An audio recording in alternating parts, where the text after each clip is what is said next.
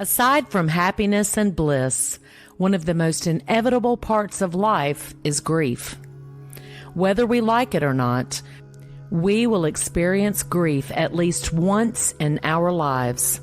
May it be with losing a friend, a family member, or even just grieving about life in general.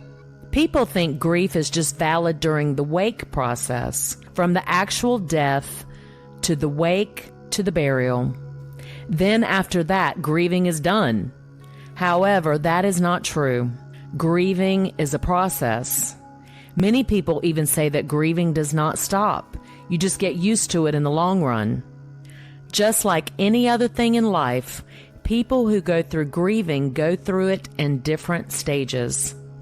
In today's Inspiration Calling video, we will talk about the 5 stages of grief and how you can identify it. Learning this will help you understand the experience you or another person is going through.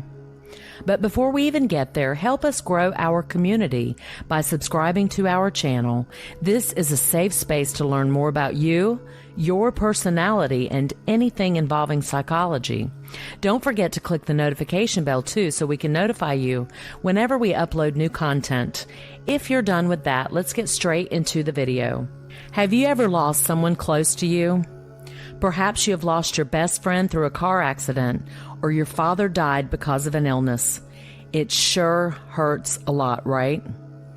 You have spent countless nights crying and just thinking about them. There must be days when you just get stuck there hoping things are not true, right?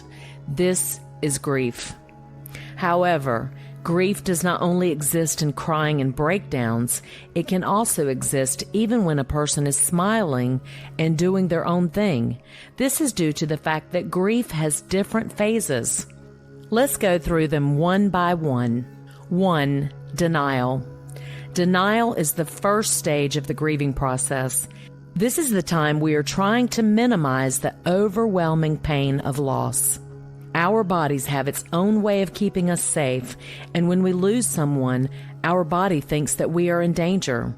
This is why during the process of getting a grasp of our loss, our body and our emotions also try to survive emotional pain. Of course, it is very hard to accept the fact that you will never see the other person again. This stage of grieving is the part where our realities and minds are going through a shift. It will adjust to the new reality that you no longer have the other person. Especially when you share a lot of memories with them, you will feel really bad and sad when recalling them. This is quite a lot to process. In this stage, your mind tries to slow down the process of breaking down your memories with the person you lost. This stage allows you to take it one step at a time rather than just doing it one go and getting overwhelmed by your emotions. It is also your brain's way of thinking that the loss is not happening. 2. Anger. After the denial stage, expect to face anger.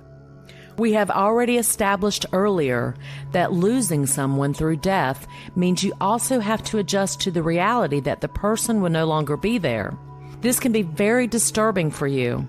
It is also a time of extreme emotional discomfort, which is why you may become irritable and angry all the time. Getting angry is your brain's way of letting out all of your emotions.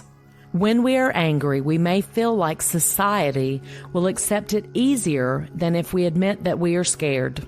There is this thinking that it will be easier for us to express our emotions without fear of judgment or rejection when we are angry. When we first begin to express our grief-related emotions, we frequently experience anger. We could feel alone in our experience as a result of this. It can also make us appear distant to others at times when we really need their support, connection, and assurance. 3. Bargaining. Have you ever heard stories of parents losing their children through death? You might notice that there are statements like they would do anything to bring back the life of their child.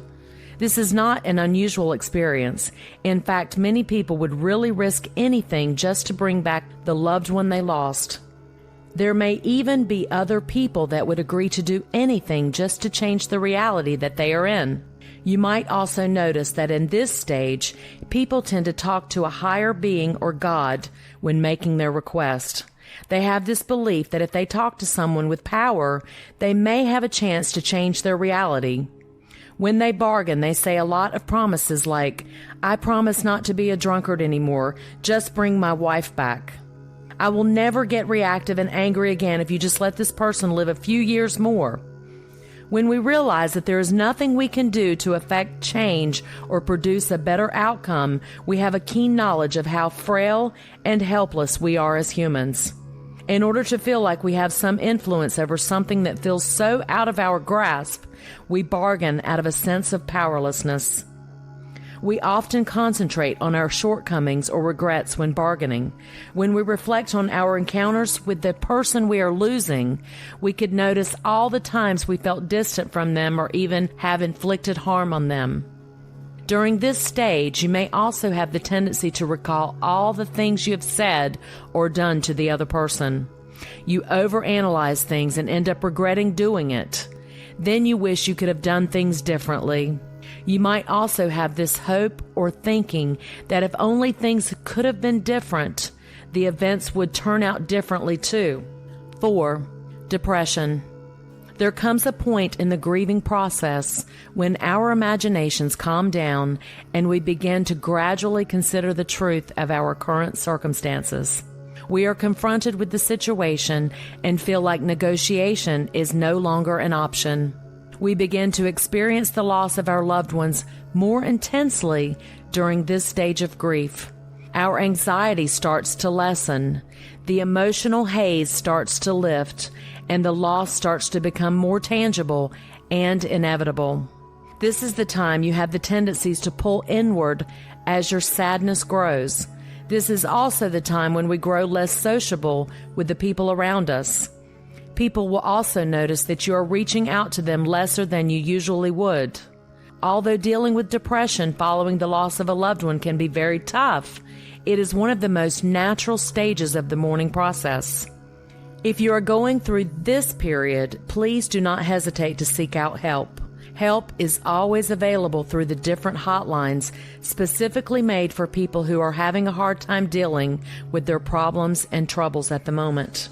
Finally, Phase 5, acceptance. The last stage of grief is acceptance. Accepting things does not mean that you no longer feel the pain or you already forgot about the person. It just means that you've already come to terms that death is a part of someone's life.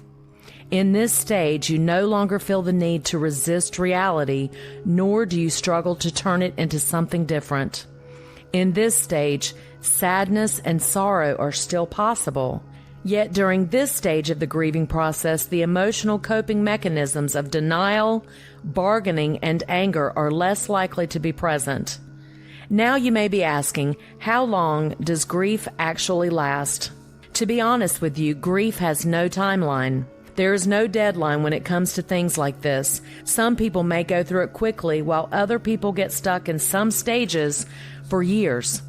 Some people only take months, but others need years or even their whole lifetime to process it. No matter where you belong in this spectrum, your experience of grief is valid. It is completely normal. It is crucial to remember that everyone experiences grief in a unique way as we look at the 5 stages of grief.